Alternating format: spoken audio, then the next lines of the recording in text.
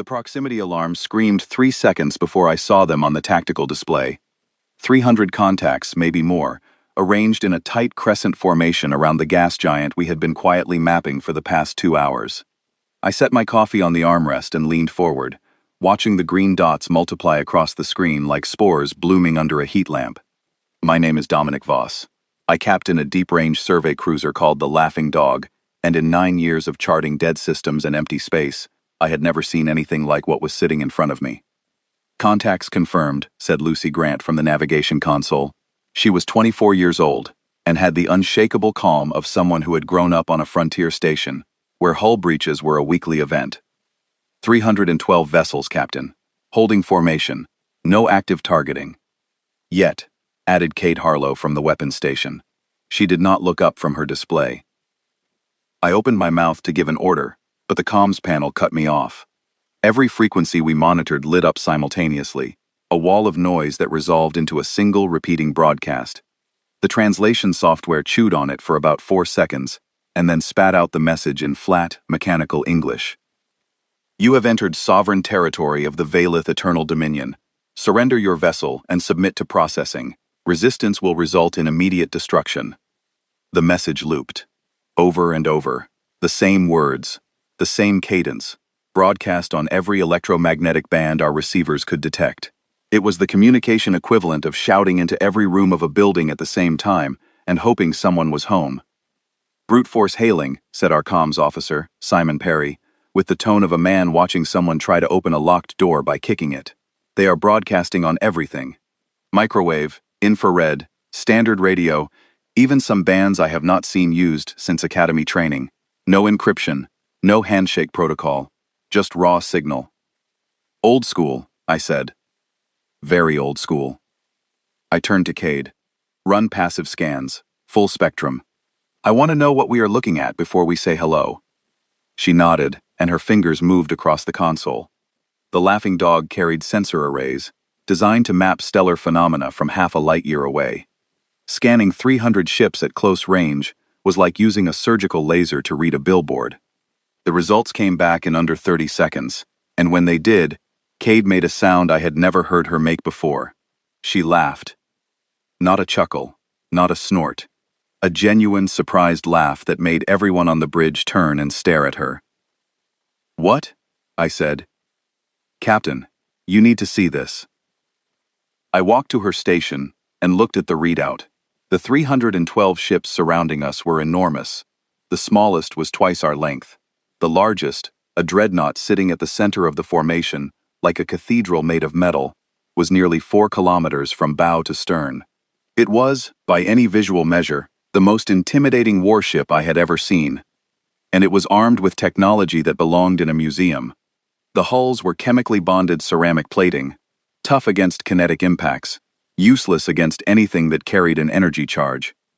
The weapons were rail-based kinetic accelerators, big ones, capable of throwing heavy slugs at impressive velocities, but with no guided munitions, no warhead diversity, and no energy threading of any kind. Their engines were fusion torch drives, reliable and powerful, but about 60 years behind the slowest human garbage hauler currently in service. I read the numbers twice to make sure I was not misreading them.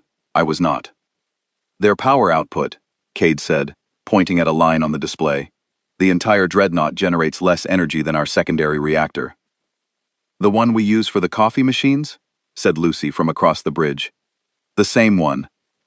Derek Cole, my chief engineer, walked over from his station and looked at the scan results over Cade's shoulder. Derek was built like a cargo container and had the temperament of a man who considered urgent crises to be mild inconveniences. He studied the readout for about 5 seconds, then pointed at the engine specifications with one thick finger. "These are fusion torch drives," he said. "Unshielded plasma exhaust. No magnetic containment cycling. Captain, we stopped using these designs before I was born. My grandfather worked on the phase-out program." "What about their armor?" I asked. "Ceramic bonded plating. Good for absorbing blunt kinetic impacts. Useless against thermal lances, phased munitions, graviton warheads, or anything invented in the last 80 years. He straightened up and folded his arms. "If this is the state of the art for a 900 system empire, They peaked a very long time ago. I looked at the tactical display again. 312 warships, each one massive, each one ancient, each one arranged with military precision around a single human survey cruiser that could have been outrun by a freight shuttle. The Valith Eternal Dominion had sent an entire fleet to greet us, and they had no idea that their entire fleet was not a threat. The dreadnought moved. Slowly, with the ponderous grace of something very large and very old, it rotated broadside to us and began powering up its weapon systems. I watched through the forward viewport as hundreds of turret housings rotated into firing position, gun barrels extending from armored ports along the hull in a cascading wave that started at the bow and rolled toward the stern. The ship lit up like a city at night, every weapons port glowing with the amber light of capacitors charging to full. It was, I had to admit, a spectacular display. If you did not know what you were looking at, it would have been terrifying. "Should I even bother raising shields, Captain?" Kate asked. I shook my head. "Not yet. Let us talk to them first." Simon opened a return channel, and I straightened up, putting on what my crew called my diplomatic face, which looked almost exactly like my regular face but with slightly better posture. "This is Captain Dominic Voss, of the human exploration vessel Laughing Dog," I said. "We are an unarmed survey ship, conducting stellar cartography in this region. We received your broadcast and would like to establish peaceful communication. Could you tell me a bit more about the Valith Eternal Dominion?" The response came quickly. The view screen filled with the image of a Valith commander, and I got my first look at the species that claimed to own this part of the galaxy. The commander was tall, heavily built, with a face that reminded me of hammered iron and eyes that sat deep in armored ridges of bone. The alien wore ceremonial armor that looked like it weighed more than Lucy, and stood with the rigid posture of someone who had never in his life been told no. "I am Fleet Commander Torvan of the Valith Eternal Dominion," the alien said. His voice came through the translator as deep and formal, every word delivered like a decree. "You will power down your engines and prepare for boarding. Your vessel and its occupants are now property of the Dominion." "I appreciate the directness," I said, "but I was hoping we could start with introductions. What exactly is the Valith Eternal Dominion?" Torvan stared at me as if I had asked him what water was. "The Dominion spans 900 star systems across this galactic arm," he said. "We have ruled this territory for 12,000 years. Every species within our borders exists by our permission. No civilization has ever defied us. You will not be the first. 12,000 years. 900 systems." It was, by any measure, an impressive resume. I had to give them that. I muted the channel and turned to my bridge crew. 5 faces looked back at me, and every single one of them wore the same expression. It was not fear, it was not even concern. It was the look of people who had just been handed a pop quiz and realized they already knew all the answers. 900 systems, I said. "And this is the best they have got?" The bridge erupted. Not in panic, in laughter. Derek actually had to grab the edge of his console to keep from sliding out of his chair. Lucy covered her mouth with both hands. Simon shook his head slowly, grinning. Even Cade, who smiled about once a fiscal quarter, was showing teeth. It was not cruel laughter. I want to be clear about that. Nobody on that bridge felt contempt for the Valith. What we felt was the sudden, overwhelming relief of professionals who had braced for a genuine threat, and instead found something that could not hurt us if it tried. We had spent weeks in empty space, jumping from dead system to dead system, running on caffeine and boredom. The alarm had spiked our adrenaline. The fleet had raised our guard. And then the scan results had shown us that we were in about as much danger as a submarine surrounded by rowing boats. I unmuted the channel. Fleet Commander Torvan was still standing at rigid attention, waiting for the fear and submission he clearly expected. "Commander Torvan," I said, keeping my voice as pleasant and even as I could manage.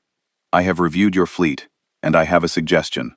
I think it would be in everyone's best interest if we talked before anyone does something they might regret." Torvan's armored brow ridges drew together. The translator interpreted his expression as somewhere between confusion and offense. "You dare to threaten the Dominion?" he said. "No," I said. "I am trying to help you avoid threatening us." The channel went dead. Torvan cut the connection with what I imagined was the Valith equivalent of slamming a door. I looked at my crew. They looked at me. Derek raised an eyebrow. Cade shrugged. Lucy went back to her star charts. Well, I said, settling back into my chair and picking up my coffee. That could have gone worse. It was about to go much worse, but not for us. 40 minutes passed and nothing happened. The Valith fleet held its position, the dreadnought kept its weapons charged, and the laughing dog sat in the middle of all of it like a pebble in a pond. I used the time to finish my coffee and start a second cup, while Derek ran a full diagnostic on our systems, not because he thought we needed one, but because he was bored, and engineers hate being bored more than they hate hull fractures. The crew started a betting pool. Simon put 20 credits on the Valith trying diplomacy next. Cade put 30 on them shooting first. Lucy put 10 on them simply leaving, which everyone agreed was optimistic. Derek refused to bet on principle, but then quietly asked Simon to put 15 down on his behalf for the shooting option. At minute 41, Cade won her money. The dreadnought fired a full broadside. I felt nothing, heard nothing, saw nothing, except a sudden cascade of red lines on the tactical display, as over 100 kinetic slugs tore across the gap between us, at velocities that would have been impressive a century ago. Each slug was a solid mass of dense metal, accelerated to a fraction of light speed by the rail systems mounted along the dreadnought's flank. Against a Valith ship, that barrage would have been devastating. Against the Laughing Dog, it was a math problem our point defense grid solved in under 2 seconds. The grid was designed to handle threats that moved orders of magnitude faster than anything the Valith could throw. Guided plasma warheads, phased kinetic swarms, cascade pattern munitions that fragmented into 10,000 pieces mid-flight and reformed on the other side of your shields. Compared to those, 100 unguided metal slugs flying in straight lines were like tossing rocks at a falcon. Every slug vanished, vaporized. 114 contacts appeared on the threat display, and 114 contacts disappeared before I could take a breath. The bridge did not shudder, the lights did not flicker, the coffee in my cup did not even ripple. First salvo intercepted, Cade said calmly. All contacts neutralized. Point defense at 3% load. 3%. The system was barely awake. They fired again. Another broadside from the dreadnought, this time supported by 2 escort wings that had moved into flanking positions. The second salvo was bigger, over 300 slugs from multiple angles, a coordinated attack designed to overwhelm a target's ability to track incoming fire from more than one direction. Against any species the Valith had ever fought, it probably worked beautifully. The point defense grid handled it in 4 seconds. The system did not even switch to secondary targeting protocols. It simply tracked every incoming projectile, calculated intercept solutions for all of them simultaneously, and fired. 307 slugs ceased to exist, and the Laughing Dog continued to sit motionless in space, as if nothing had happened. Lucy started keeping a tally on her console. She labeled the column with a single word: intercepted. The third salvo came from the entire forward section of the fleet. Escorts, destroyers, the dreadnought, even a few of the smaller patrol ships that had been hanging back, all of them firing at once. The tactical display lit up with so many red lines, it looked like a blood vessel diagram. Over 800 slugs converged on our position from a dozen different angles, and for the first time since the engagement began, the point defense grid had to increase its power draw. From 3% to 7%. 829 slugs intercepted in 6 seconds. Lucy updated her tally. 1,250. She had started adding small notes next to the number. The latest one read, "Still not worried." I let them fire one more time. The fourth salvo was everything the forward fleet could muster. A synchronized barrage from every ship in the crescent formation that sent over 1,000 slugs screaming toward us from every conceivable angle. The tactical display turned solid red. Derek whistled low under his breath, not from concern but from genuine admiration for the coordination involved. Point defense load, 11%. Every slug intercepted. Total count, 2,306. Time elapsed since the first shot, under 90 seconds. I set my coffee down and stood up, not because I was concerned, because I had decided it was time to make a point. K-Day, I said. Single targeting pulse. Paint their bridge. K-Day looked at me. Just the pulse? No follow-up? Just the pulse. She nodded, and her fingers moved across the weapons console with the precision of a pianist. The targeting pulse was not a weapon. It was the system the laughing dog used to aim its weapons. A focused beam of energy that locked onto a target and fed precise coordinate data back to the fire control computer. On its own, it was harmless. But to send it, the beam had to reach the target, which meant it had to pass through whatever was between us and them. The pulse fired. A needle-thin beam of coherent energy lanced across the gap between the laughing dog and the Valith dreadnought, and passed through the ceramic hull plating, as if it were made of paper.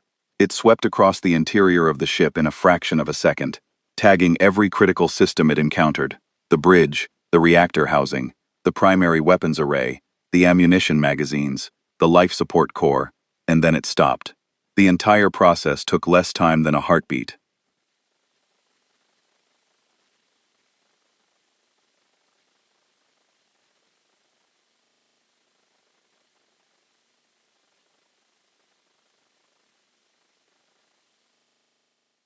On the dreadnought, every alarm on their ship would have gone off at once.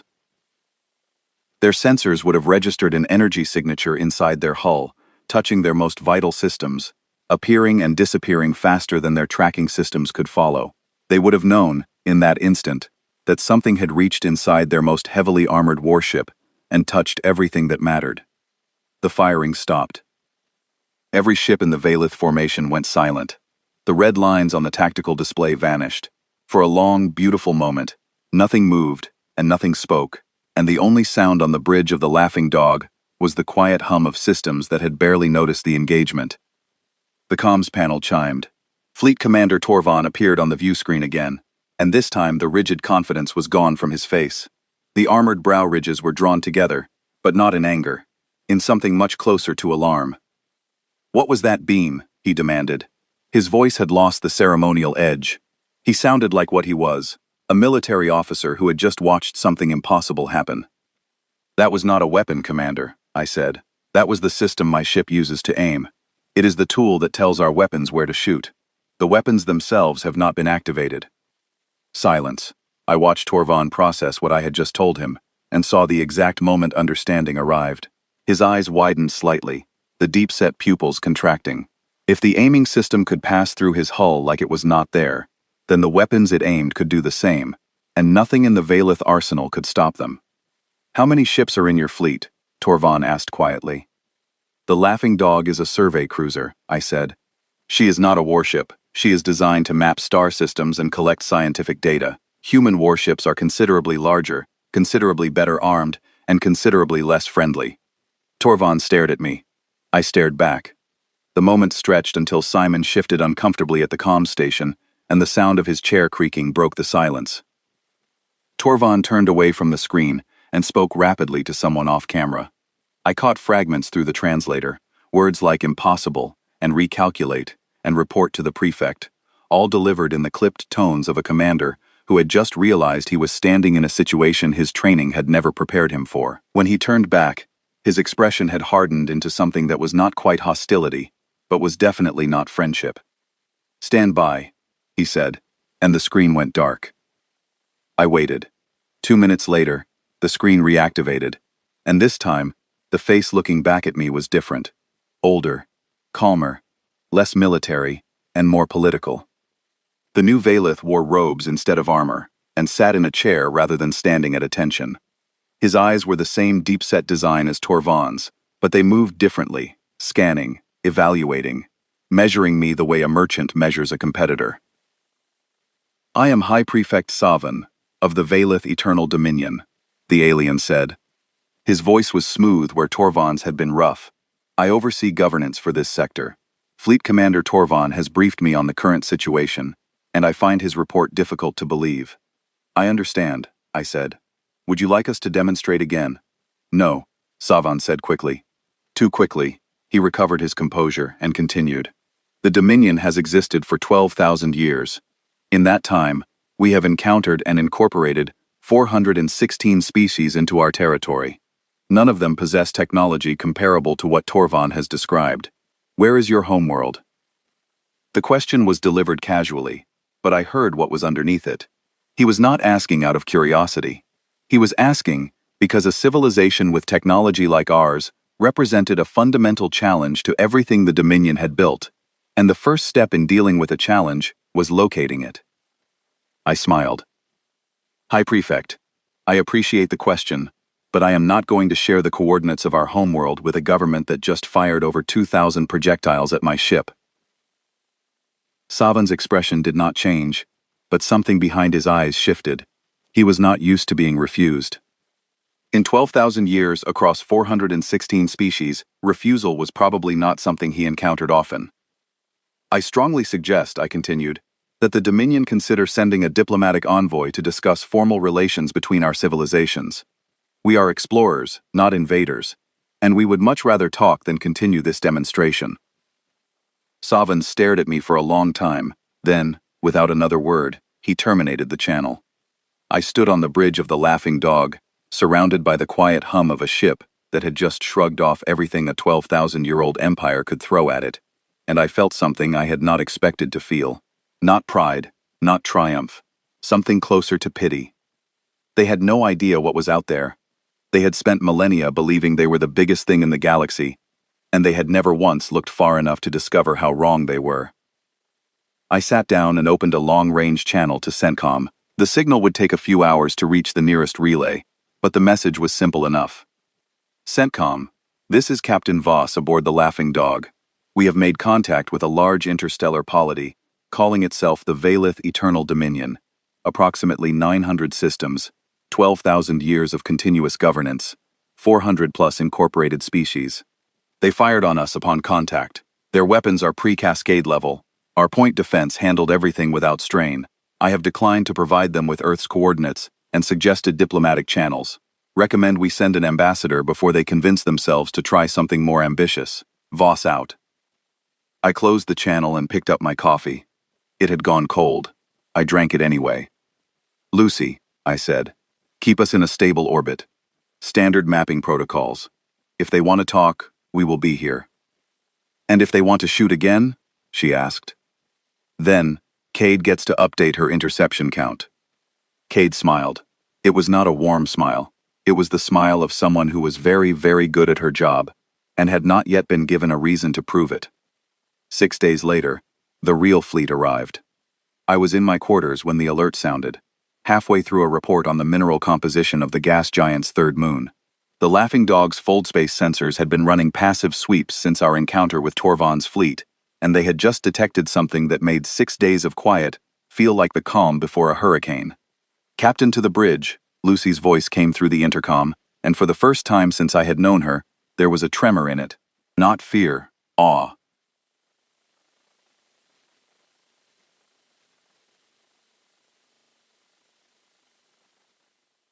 I was on the bridge in under a minute. The tactical display told the story before anyone spoke. Contacts were appearing at the edge of the system in waves, each wave larger than the last, dropping out of some form of faster-than-light corridor that our sensors read as a brute force compression of local space-time. It was crude compared to our fold space drives, but it worked, and it was delivering ships at an alarming rate. How many? I asked. Still counting, said Derek from the engineering station. He was watching his readouts with the expression of a man who had been asked to count raindrops in a thunderstorm. Over 2,000 so far, and more arriving every 30 seconds. I watched the display. The ships kept coming. Dreadnoughts. Carrier-class vessels launching swarms of strike craft that spread out like clouds of silver insects. Siege platforms, massive and slow, bristling with kinetic batteries so large they were visible on the optical feed as dark protrusions along the hulls.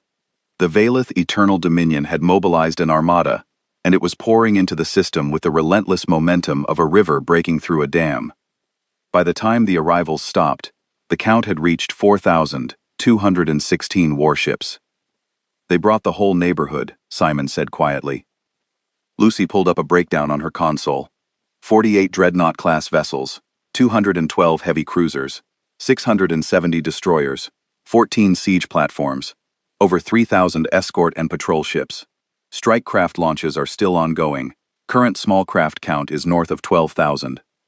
I let those numbers sink in. The Valith had committed what appeared to be a significant portion of their entire military to this single system, to deal with a single human survey cruiser that was roughly the size of one of their smaller patrol boats. By any historical standard in their 12,000-year civilization, this was overkill of the highest order. They were using a sledgehammer to crack a pebble. The problem was, the pebble was harder than the sledgehammer. The armada organized itself with practiced efficiency. Within an hour, the 4,000 ships had formed a hemisphere around the Laughing Dog, sealing off every possible escape vector. They layered their formation with the heaviest ships on the outer ring and the fastest ships on the inner ring, creating a cage of metal and firepower that would have given any pre-Cascade human admiral serious concerns. I was not a pre-Cascade human admiral. New hail incoming, Simon reported. Different frequency. Higher encryption, if you can call it that. Put it through. The view screen filled with a new face. This Valeth was larger than Torvan, older than Savan, and carried himself with the absolute authority of someone who commanded not just ships, but entire military doctrines. His armor was different from anything I had seen so far, darker, heavier, etched with symbols that my translator flagged as rank insignia of the highest military order. "I am Supreme Warden Calix of the Valeth Combined Fleet," the alien said. His voice was the sound of a mountain deciding to speak. "You are surrounded by the largest military force the Dominion has deployed in 6,000 years. You will surrender your vessel, submit your crew for processing, and provide the coordinates of all human-held territory. If you refuse, you will be destroyed by a force that no single vessel, regardless of its capabilities, can survive." I looked at the tactical display. 4,216 ships, tens of thousands of strike craft, siege platforms capable of cracking planetary crusts. Every weapon port in the Armada was charged and aimed at the Laughing Dog. By volume of fire alone, they could saturate the space around us with enough kinetic energy to turn a small moon into gravel. I turned to my crew. "Anyone worried?" Cade did not even look up from her console. Derek scratched the back of his neck and shrugged. Lucy examined her fingernails. Simon leaned back in his chair and folded his arms. I looked at the main display where Puck, our ship's tactical intelligence, had been quietly running calculations since the first wave of arrivals. Puck was not a true artificial consciousness, but he was close enough that the distinction mattered only to philosophers and procurement officers. He had been installed on the Laughing Dog 3 years ago, after our previous tactical system failed during a solar flare mapping run, and in that time, he had become something between a crew member and a very dry-humored piece of furniture. "Puck," I said, "run a full combat projection. Us against the complete armada. All 4,000 ships plus strike craft." There was a pause of approximately 1 second, which for Puck was the equivalent of a dramatic sigh.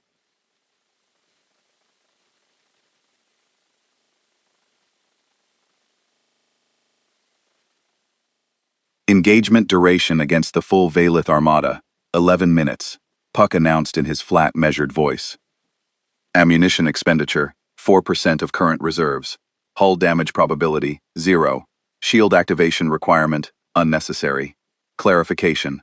The 11-minute estimate includes time for the Valeth to recognize they are being destroyed and attempt evasive action. Without that allowance, the engagement duration is 7 minutes. The bridge went very quiet, not from fear, from the sheer, staggering absurdity of what Puck had just said. 7 to 11 minutes, 4% ammunition, against a fleet that the Valeth considered the most devastating force they had assembled in 6 millennia. Lucy broke the silence. 11 minutes feels generous. "I rounded up," Puck said, "for their dignity." I turned back to the view screen where Supreme Warden Calix was still waiting, his expression set in stone, his posture radiating the confidence of someone who believed absolutely that the force behind him was irresistible. He had probably never given an ultimatum that was not obeyed. He had probably never imagined a scenario where 4,000 warships were not enough. I did not want to destroy his fleet. I want to be very clear about that. Looking at the armada surrounding us, I did not see an enemy. I saw an old civilization that had never been challenged, throwing everything it had at something it did not understand. The Valeth were not evil. They were not even particularly aggressive by galactic standards. They were simply a species that had been the biggest thing in their corner of the universe for so long that they had forgotten the universe was bigger than their corner. Killing them would have been like shooting a guard dog for barking, pointless, wasteful, and beneath us. So instead of fighting, I decided to show them. "Cade," I said quietly, "disengage weapons." Full power to the fold drive. I want micro-jump capability on my mark. Cade's fingers danced across her console. Fold drive charged. Micro-jump plotted. Standing by. Derek, I need the targeting pulse on continuous sweep. Every ship I appear beside, you paint the bridge, the reactor, and the primary weapons array. Full system tag, nothing left unmapped. Derek grinned. Continuous sweep, I. Lucy, plot me 7 jump points. Inside the formation. Close enough to scratch their paint. Lucy's hands moved across the navigation display with the fluid precision of someone doing math that most navigators would need a week and a dedicated computer to attempt. 7 points plotted. Spacing is tight, Captain. Some of these are within 200 meters of their hulls. Good. I want them to see us through their windows. I opened the channel to Calix one more time. Supreme Warden, I am going to give you a demonstration. Please do not interpret what happens next as an attack. No weapons will be fired. No ships will be damaged. I am simply going to show you something, and then I would very much like to have a conversation. Calix's expression shifted from authority to confusion. Before he could respond, I cut the channel and turned to my crew. Execute. The laughing dog vanished. That is the only way to describe what fold space micro-jumping looks like from the outside. One moment the ship is there, a solid object occupying a specific point in space. The next moment it is not.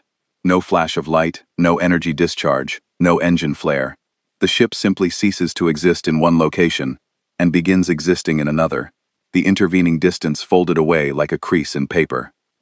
We reappeared 200 meters behind the Supreme Warden's flagship, close enough that if anyone on the Valeth Bridge looked out their rear viewport, they would have seen the laughing dog hanging in space like a ghost that had materialized from nothing.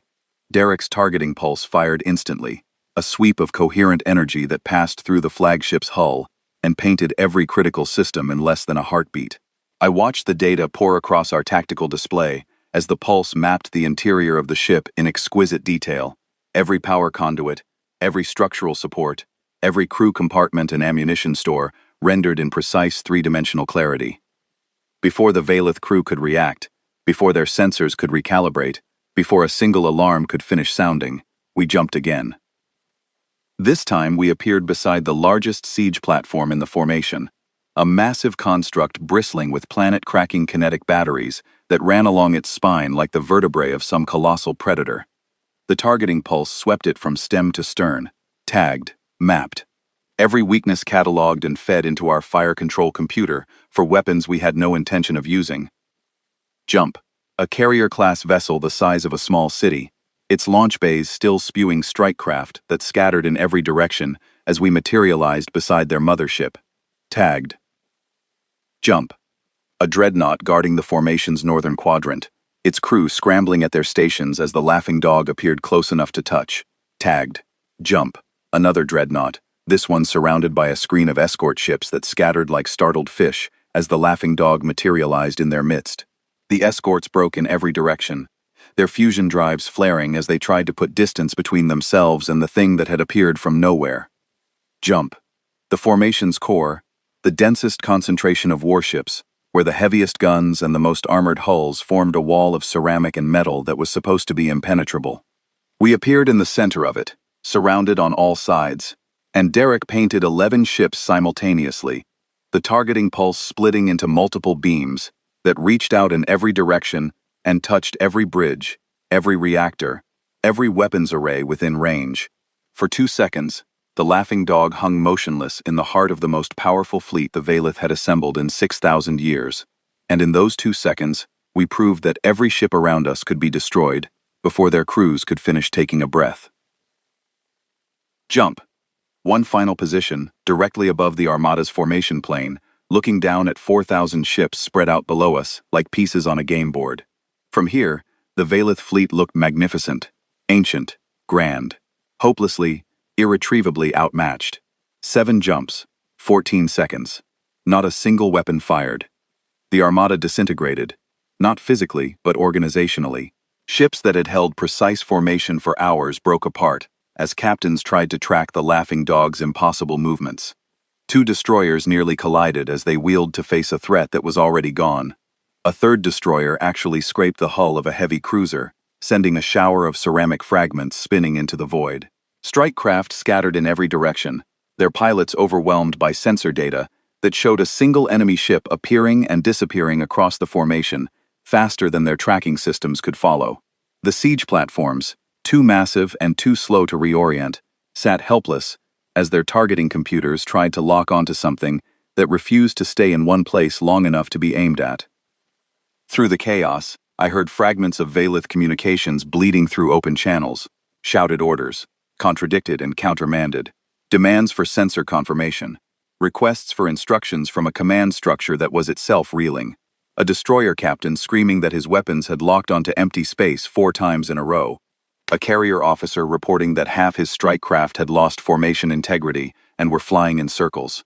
The Supreme Warden's voice cut through repeatedly, ordering ships to hold position, to maintain discipline, to stop firing at empty space where the laughing dog had been 3 seconds ago and would never be again. I opened a channel, not to the flagship, to everyone. I broadcast on every frequency the Valith used, in the clear, so that every ship in the Armada would hear what I said next. This is Captain Dominic Voss of the human exploration vessel Laughing Dog. In the last 14 seconds, I have tagged your flagship, your 3 largest siege platforms, and 11 of your dreadnoughts with targeting solutions. If I had fired instead of painted, you would have lost your entire command structure in the time it took me to finish this sentence. I did not fire. I will not fire. I am asking you, as sincerely as I know how, to talk to us instead. Silence. 4,000 ships, tens of thousands of crew, an entire military civilization held its breath and said nothing. The silence stretched for 10 seconds, then 20, then 30. I could hear my own heartbeat and the quiet hum of systems that had performed the most complex navigational feat of my career without breaking a sweat. Then, slowly, like a mountain shifting, Supreme Warden Calix's voice came through the comms. The stone-carved authority was gone. What remained was something raw and stripped. The voice of a soldier who had just watched everything he believed about warfare proven wrong in 14 seconds. "We will talk," he said. I exhaled. I had not realized I was holding my breath. "Thank you, Supreme Warden," I said. "I will come to you." I closed the channel and looked at my crew. They were staring at me with expressions that ranged from relief to exhilaration to something that looked like pride. Cade's hands were still on the weapons console, steady as stone. Derek was leaning back in his chair, arms folded, grinning. Lucy was reviewing the jump calculations with the satisfied look of someone who had just threaded a needle at light speed 7 times in a row without missing. Simon cleared his throat. "Captain, for the record, that was the most terrifying thing I have ever watched you do." "Noted," I said. "Get me a shuttle. I am going over there." The shuttle bay of the Valith flagship was enormous, built to accommodate vessels 3 times the size of our transport shuttle. The bay itself was a cavern of dark metal and amber lighting, with maintenance gantries stretching overhead like the ribs of some massive creature. I stepped out onto the deck alone, wearing my standard duty uniform, no armor, no sidearm, no visible technology, except the comms implant behind my ear, where Puck was streaming data in a quiet murmur that only I could hear. The Valith honor guard that met me was impressive, 12 soldiers in full battle armor, each one carrying weapons that hummed with stored kinetic energy. They were tall, broad, built like creatures that had evolved on a world where everything was trying to kill everything else. Their faces were unreadable behind helmet visors, but their body language spoke clearly enough. They were nervous. Every one of them had watched the Laughing Dog's performance on their tactical displays, and every one of them knew that the small, unarmed creature walking toward them came from a species that could have destroyed their entire armada without effort. I followed the honor guard through corridors that told the story of a civilization in love with its own history.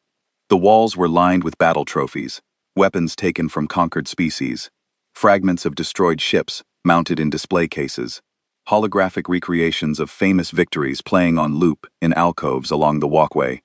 Every surface was old, worn smooth by centuries of hands and feet, and the slow accumulation of time. The Valith did not build new things, they maintained old things. They preserved, they remembered, they looked backward. Puck murmured in my ear. Structural analysis of this vessel suggests it was constructed approximately 600 standard years ago. The hull has been repaired and reinforced multiple times, but the core framework is original. They are flying an antique, Captain. A beautiful antique, I said under my breath. Beauty and combat effectiveness are rarely correlated.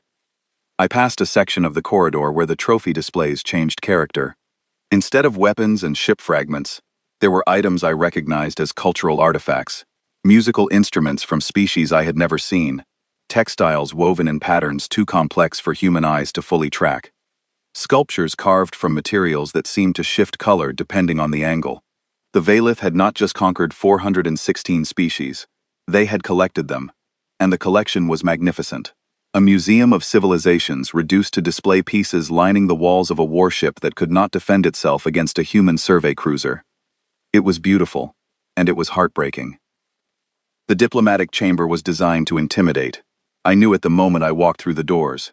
The ceiling was vaulted, supported by pillars carved with scenes of Valith military triumphs, stretching back thousands of years. Weapons from dozens of conquered species hung on the walls like hunting trophies. At the far end of the room, Supreme Warden Calix sat on an elevated platform that was not quite a throne, but was definitely not just a chair. Surrounded by advisors in ceremonial robes and military officers in armor that gleamed under carefully positioned lighting. At the foot of the platform, a single low chair had been placed for me.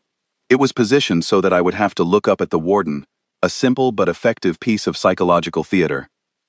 I walked past the chair and remained standing, hands in my pockets. Calix looked down at me.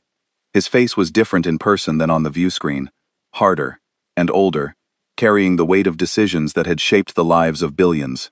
But his eyes were what caught my attention. They were not angry, they were not hostile. They were searching, trying to understand what he was looking at. "You came alone," he said. "I did. You carry no weapons." "I do not." "Why?" "Because I am not here to threaten you, Supreme Warden. I never was." A murmur passed through the advisors. One of them, an older Valith in dark robes who Puck identified as a senior political counselor, leaned forward and spoke with a voice that trembled between curiosity and dread. "Then explain," the counselor said. "Explain how a single ship does what yours did. Explain how a species we have never heard of possesses technology that makes the Dominion look like children playing with stones. Explain how this is possible." I took a breath. This was the part I had been preparing for, not the demonstration, not the show of force, but the explanation. Because the explanation was where the real damage would be done, and I did not mean damage to their fleet. I meant damage to the story they had been telling themselves for 12,000 years. 140 years ago, I said, humanity made first contact with an alien species. They were called the Rithani. They were technologically superior to us in almost every way, and within 6 months of first contact, they invaded our territory and destroyed 3 of our colony worlds. 14 million people died before we understood what was happening. The room was silent. Every Valith eye was on me. We fought the Rithani for 22 years. We lost systems. We lost fleets. We lost entire populations. And we adapted. Every weapon they used against us, we studied. Every tactic they deployed, we countered. Every technology they fielded, we matched and then surpassed. By the end of the war, we had leapfrogged their military capability by 2 generations. They sued for peace because they could not keep up with what we were becoming. I paused and let the translator catch up. The Valith were listening with an intensity that bordered on physical. Some of the advisors had leaned so far forward in their seats that they looked in danger of falling. 30 years after the Rithani War ended, we encountered the Sethic Combine. They were bigger than the Rithani, more advanced. They hit us with weapons we had never imagined, things that tore holes in the fabric of space itself. The war lasted 40 years. We lost billions. Entire star systems were rendered uninhabitable. Worlds that had supported life for millions of years were reduced to scorched rock in hours. And again, we adapted. We took their technology, improved it, weaponized it, and pushed it further than they had ever dreamed. When the war ended, we were the most advanced military power in our region of the galaxy. Another pause. Calix had not moved. His advisors had not moved. The honor guard standing along the walls had not moved. The room had the stillness of a place where something fundamental was shifting beneath the surface. "Then came the Vorax," I said. "They were the worst. They did not want our territory or our resources. They wanted us extinct. Every human, on every world, eliminated from the galaxy as if we had never existed. The war against the Vorax lasted 56 years, and cost us more than I have words to describe. Colonies burned, homeworlds shattered. We built weapons that could sterilize entire solar systems because we had to, because the alternative was disappearing entirely. We watched suns die and planets crack open, and everything we had ever built reduced to debris fields drifting through irradiated space. And we kept fighting, because fighting was the only option left. My voice was steady, but the words carried weight that I could feel pressing against the inside of my chest. I had grown up reading about the Cascade Wars in history books. My grandfather had not. He had lived through the tail end of the Vorax conflict, and the things he told me before he died were not the kinds of things you found in any textbook. When it was over, I continued, when the Vorax finally broke, humanity was something it had never been before. We were the thing that other species warned their children about, not because we wanted to be, because we had no choice. 140 years of war, 3 separate enemies, each one more dangerous than the last, and every single conflict forced us to evolve faster than any species in recorded history. I looked up at Calix. That is how a single survey ship can do what the Laughing Dog did, not because we are smarter than you or braver than you or better than you, because we have been fighting for our survival for a century and a half against enemies that wanted to destroy us, and every single one of those wars pushed us further than anyone thought possible. Your dominion has existed for 12,000 years, Supreme Warden. In that time, no one ever challenged you, no one ever pushed back. Your technology plateaued because it never needed to improve. You became an empire of scale, not innovation. You grew wider instead of deeper. The silence in the chamber was absolute. I could hear the ventilation systems cycling air through the room, the distant hum of the ship's ancient reactor, and the faint creak of armor as one of the honor guards shifted his weight. The gap between us is not talent, I said. It is not intelligence. It is not some inherent superiority. It is experience. You never had a reason to grow, because you never faced a threat that demanded it. We never had the luxury of standing still, because standing still meant dying. The political counselor spoke first. His voice was barely above a whisper, and his hands were gripping the arms of his chair with enough force that the material creaked. Then what do you want from us? If you could take everything we have, why come to this chamber instead of simply taking it? I looked at him. I looked at the trophies on the walls, the weapons of conquered species, the relics of victories that had come so easily, the Valeth had stopped growing because of them. I looked at the cultural artifacts in the corridors outside, the instruments and textiles and sculptures of civilizations that existed now only as display pieces. Then I looked at Calix. We have taken enough, I said. From others. From ourselves. We are done taking. The words landed in the room like stones dropped into still water. I watched them ripple through the assembled Valeth, watched faces shift from suspicion to confusion, to something I could not quite name, but that looked, if I squinted, like the very first stirring of hope. What we want, I continued, is partnership, trade, cultural exchange, the chance to learn from a civilization that has 12,000 years of history and knowledge that we have never had access to. In return, we will share what we have, technology, medical science, agricultural innovations, whatever you need, whatever we can provide, freely and without conditions. I reached up and touched the comms implant behind my ear. Puck. Transmit the CENTCOM diplomatic charter to the flagship systems. Full document, unencrypted. Transmitting, Puck said, and I knew that somewhere in the systems of the Valeth Dreadnought, their data networks were receiving every treaty humanity had ever signed with another species, every trade agreement, every mutual defense pact, every clause and provision and amendment. The complete, unedited record of how humanity dealt with its neighbors when it chose cooperation over conflict, laid bare without a single redaction. Calix looked at something on a display beside his platform. He read. His advisors gathered behind him and read over his shoulders. The room went quiet in a different way than before. Not the silence of shock or fear, but the silence of people absorbing something they had never expected to encounter. Minutes passed. The advisors whispered among themselves. The political counselor scrolled through page after page of diplomatic text, his expression shifting from skepticism to something approaching wonder. The military officers scanned the defense clauses and mutual aid provisions with professional intensity. looking for hidden conditions, for the concealed knife in the extended hand. They did not find one. The political counselor spoke again, and this time, his voice cracked slightly around the edges. You could take everything we have, and you are offering partnership. Yes, I said. Why? I thought about the Cascade Wars. I thought about the colonies that no longer existed, the billions of names carved into memorials on a dozen worlds, the weapons we had built that we wished we had never needed. I thought about my grandfather's stories, about the way his hands trembled when he described the skies above his homeworld turning white, and I said the only thing that was true. Because we have seen what taking looks like, we have lived it, we have survived it, and we would rather build something new than repeat the worst parts of our history. Calix stared at me from his elevated platform. Then, slowly, with the careful deliberation of a man making a decision that would reshape the future of 900 worlds, he stood up. He walked down from the platform, past his advisors, past the honor guard, and stopped directly in front of me. He was nearly a head taller than me. His armor was ancient and polished, and heavier than anything a human could comfortably wear. His face was carved from the same iron-hard material as his ship, weathered by centuries of authority and certainty.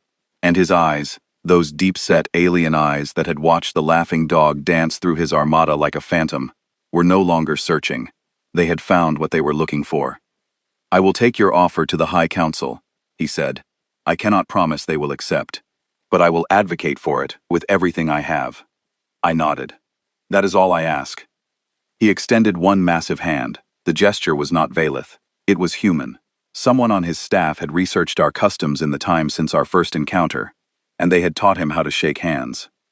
I took it. His grip was firm, careful, the grip of someone holding something fragile for the first time and trying not to break it. We stood like that for a moment, two species separated by 12,000 years of divergent history, connected by a handshake in a room full of the trophies of conquest, and something shifted in the air around us. Not peace, not yet, but the possibility of peace, which was the first step toward everything that came after.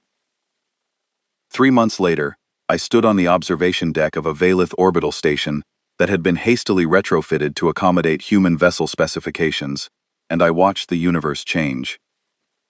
The station orbited the same gas giant where we had first met Fleet Commander Torvon's patrol fleet, and looking out the viewport, I could still see the orbital markers where the laughing dog had sat motionless, while 2,000 slugs evaporated against our point defense.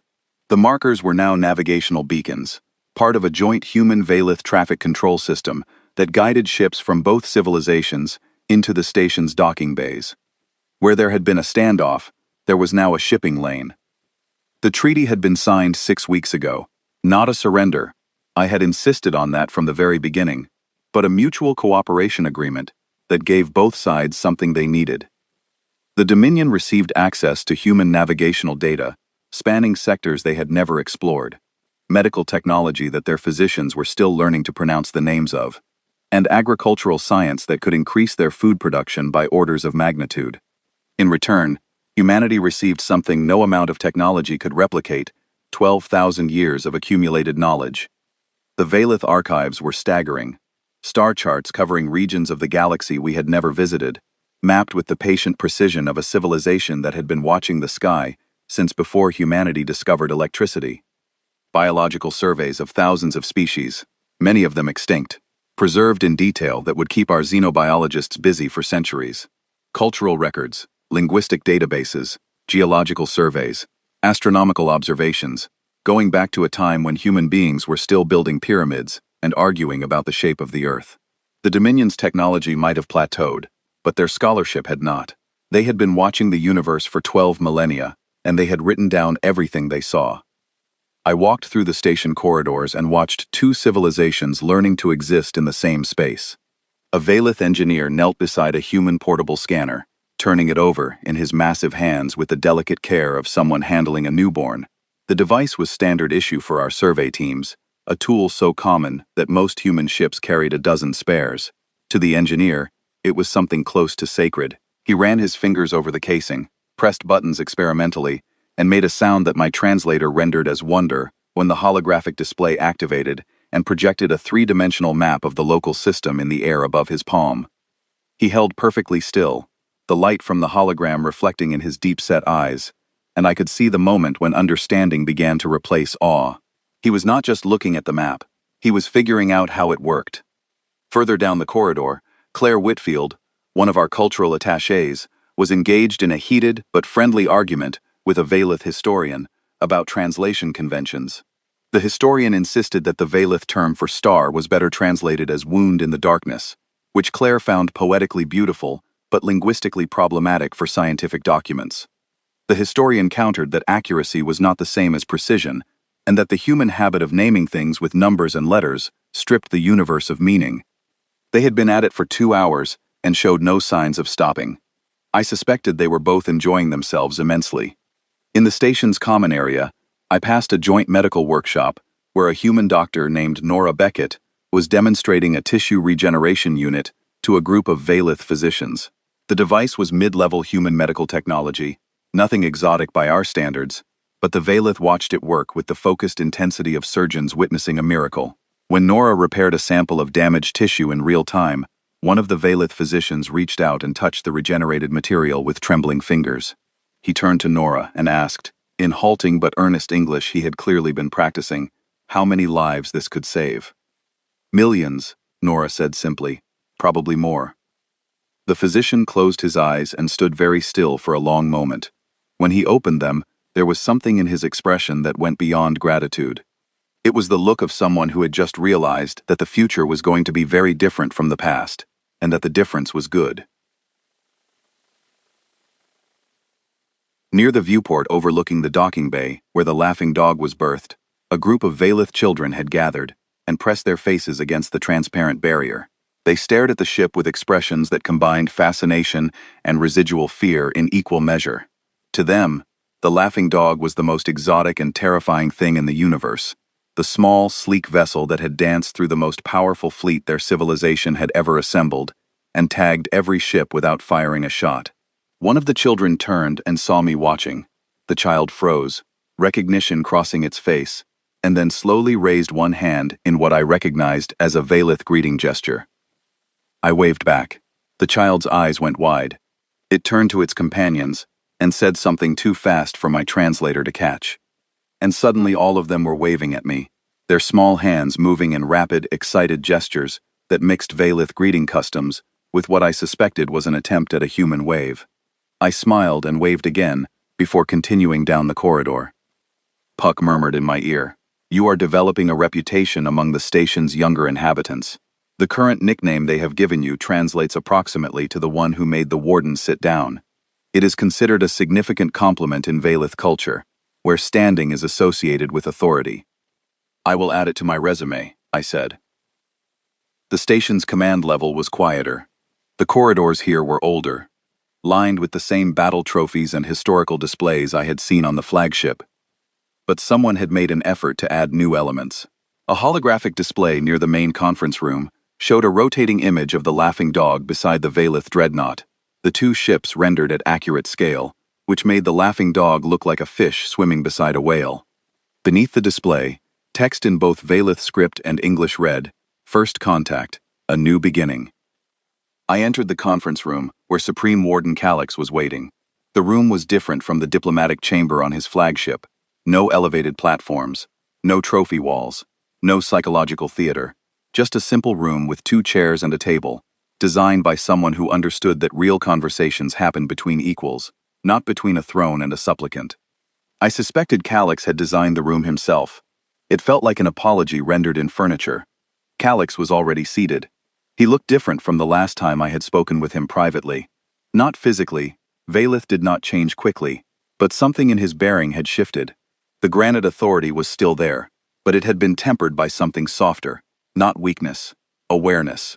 He looked like a man who had spent 3 months rethinking everything he believed, and had come out the other side not broken, but rebuilt. "Captain Voss," he said, "thank you for coming." I sat down across from him. "You said you wanted to speak privately. Your message sounded serious." "It is." He paused, and I saw him choosing his words with the care of someone who knew that what he was about to say would change the shape of the conversation. "There is something I have not told you, something that happened after our first meeting, after you left my ship." I think you deserve to know. I waited. The Dominion's military council convened an emergency session within hours of your departure, Calix said. They reviewed every piece of sensor data from your demonstration. They analyzed the targeting pulses you painted on our ships. They studied the fold space signatures from your microjumps, and they recommended a response. His voice was steady, but the effort behind that steadiness was visible. This was not easy for him. They proposed a decapitation strike, Calix continued, using stealth assets deployed to the outer systems. The plan was to locate human territory through long-range observation, position covert forces along your supply lines, and execute simultaneous attacks against your infrastructure before you could respond. The Council estimated a 70% probability of success, based on the assumption that your survey ship was a unique prototype and that human military capability was concentrated in a small number of advanced vessels. Puck's voice in my ear was calm but precise. Captain, I am detecting no current Valith stealth deployments within maximum sensor range. Analysis of system traffic patterns over the past 3 months shows no anomalous vessel movements consistent with covert military positioning. He is describing a plan that was proposed but not executed. I overruled them, Calix said, not because I believed the plan would succeed. Even then, before I understood the full scope of human military capability, I knew it would fail. Your technology is too far ahead of ours for any strategy we could devise to matter. I overruled them because of what you said in my chamber. Which part? All of it, but especially the end. When you said you were done taking. He leaned forward slightly, and for the first time since I had met him, the Supreme Warden of the Valith Eternal Dominion looked not like a commander, but like a man trying to articulate something he had never had to put into words before. I have commanded the Dominion's military for 400 years, Captain. In that time, I have overseen the incorporation of 63 species into our territory. Some came willingly, most did not. Every encounter followed the same pattern. We arrived with overwhelming force. We demonstrated our power. We dictated terms. And the subjugated species complied because they had no choice. It was efficient, it was orderly, and I never questioned it, because no one ever gave me a reason to. He paused again. The silence in the room was heavy with the weight of history. No one has ever offered us respect, he said. In 12,000 years, across 416 species, not one has ever looked at the Dominion and seen anything other than a conqueror to be feared or an obstacle to be overcome. You looked at us and saw a potential partner. You had every reason to destroy us and no reason to help us, and you chose to help. I have spent 3 months trying to understand why, and the only conclusion I have reached is that your species has endured something that mine has not. You have learned a lesson that we were never forced to learn. What lesson is that? I asked. That power without purpose is just destruction wearing a uniform. I sat with that for a moment. It was, I thought, the most honest thing anyone had said to me in a very long time, and it told me something important about Calix. Something that went beyond military ranks and political calculations. This was a man who was capable of changing his mind. After 400 years of doing things one way, he was willing to consider that there might be a better way. That kind of flexibility was rare in any species, and in a civilization that had been static for 12 millennia, it was extraordinary. Supreme Warden, I said, there is something I need to tell you as well, something I have not shared outside of my own chain of command. Calix's eyes sharpened. Go on. Humanity has been expanding outward for 2 centuries. In that time, we have mapped a significant portion of the galaxy, far more than the Dominion's territory covers. And in the regions beyond your borders, beyond ours, in the deep reaches where the stars thin out and the distances between systems stretch to breaking point, there are other powers. Some of them are older than you, some of them are more advanced than us, and some of them make the wars we fought during the Cascade period look like minor disagreements. The room seemed to grow colder. Calix's expression did not change, but something behind it did. I could see the implications assembling behind his eyes, each one falling into place like the tumblers of a lock. The galaxy is not safe, I said. It has never been safe. You survived 12,000 years because you were the biggest thing in your corner of space. But your corner is small, Supreme Warden. And what is outside it does not care about your history, or your traditions, or the number of species you have conquered. If something from the deep reaches decides to move through your territory, Your current technology level will not survive first contact. Not because you lack courage or discipline or determination, because the gap is too wide, and you have not had the time or the pressure to close it. Calix absorbed this. I watched the information settle into him, like water seeping into stone, slow and irreversible.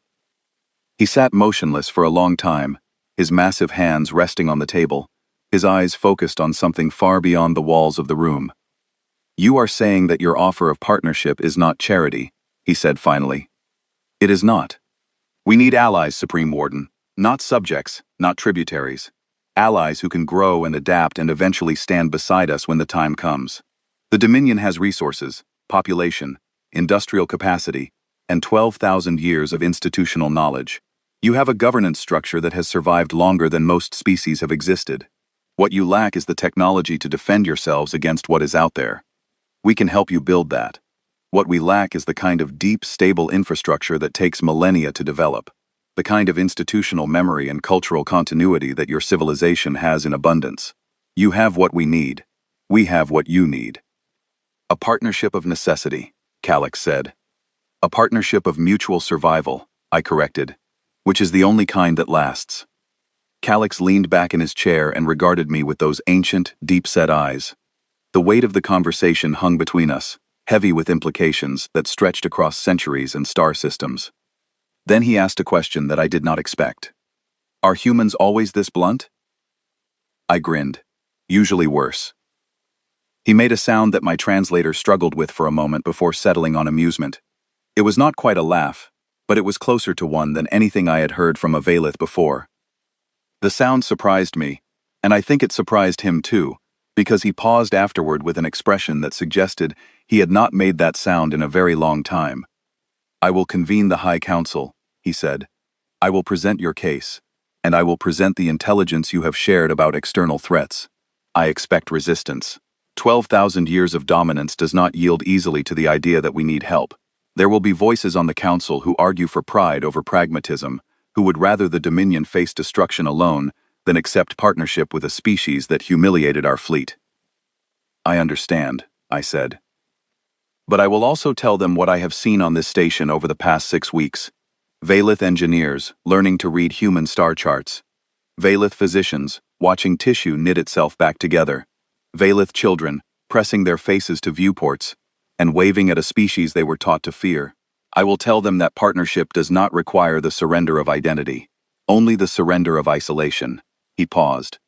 And I will tell them that the humans could have taken everything and chose to offer everything instead. And that any species capable of making that choice deserves our trust. I nodded. Take whatever time you need. We are not going anywhere. No, he said quietly. I do not believe you are. I left the conference room and walked back through the station toward the docking bay.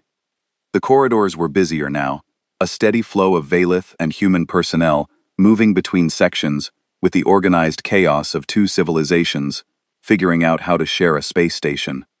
I passed a Valith medical officer studying a human anatomy hologram with the intensity of someone reading a sacred text.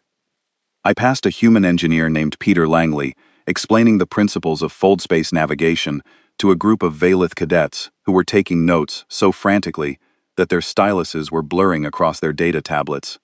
I passed a joint team installing the new communication relay. Valith and human technicians working side by side, their tools and languages different, but their purpose identical. It was working. Slowly, awkwardly, with misunderstandings and cultural collisions, and the occasional translation failure that turned a polite greeting into an accidental insult. But it was working. Two civilizations that had met through the barrel of a gun were learning to build something together, and watching it happen made me feel something I had not felt in a long time. Hope. Not the naive kind, the earned kind. The kind that comes from watching people choose cooperation over conquest, curiosity over fear, and partnership over domination, not because it was easy, but because it was better. I reached the docking bay and was halfway to the shuttle when Simon's voice came through my comms implant. Captain, you have an incoming transmission. Short range, Valith military frequency. Put it through. The voice that filled my ear was stiff, formal, and deeply uncomfortable. It took me a moment to place it, and when I did, I stopped walking. Captain Voss. This is Fleet Commander Torvan. Torvan. The first Valith I had ever spoken to. The commander who had demanded my surrender, fired 2,000 slugs at my ship, and watched every single one of them vaporize before reaching us. The officer whose expression I still remembered from that first viewscreen call, all rigid authority and absolute certainty that the universe would bend to his will. Commander Torvan, I said, it has been a while. I will be brief, he said, and I could hear in his voice how much this cost him.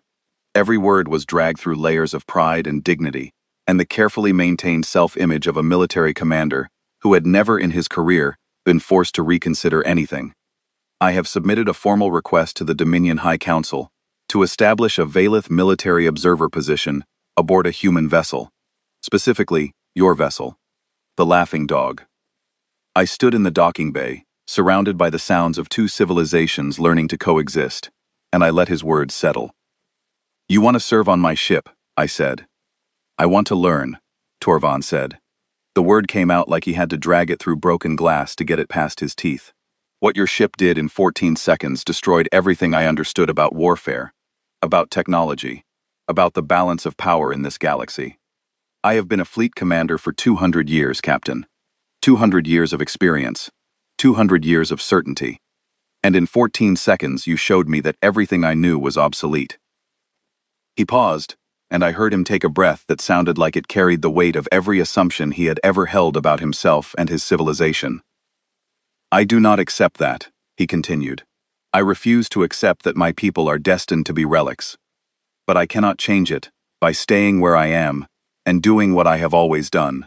I need to understand what you are, and the only way to do that is to see it from the inside, to walk your corridors, to watch your crew work, to learn how a species that has existed for a fraction of the time mine has could surpass us so completely that our greatest weapon could not even reach your hull. I smiled, not a smirk, not a grin, but a real, genuine smile. Because in that moment, standing in a hangar bay on a station that should not have existed, listening to an alien warrior swallow his pride and ask to be a student, I heard something I recognized. Not surrender. Adaptation. The same stubborn, furious refusal to accept limitations that had driven humanity through the Cascade Wars, and out the other side.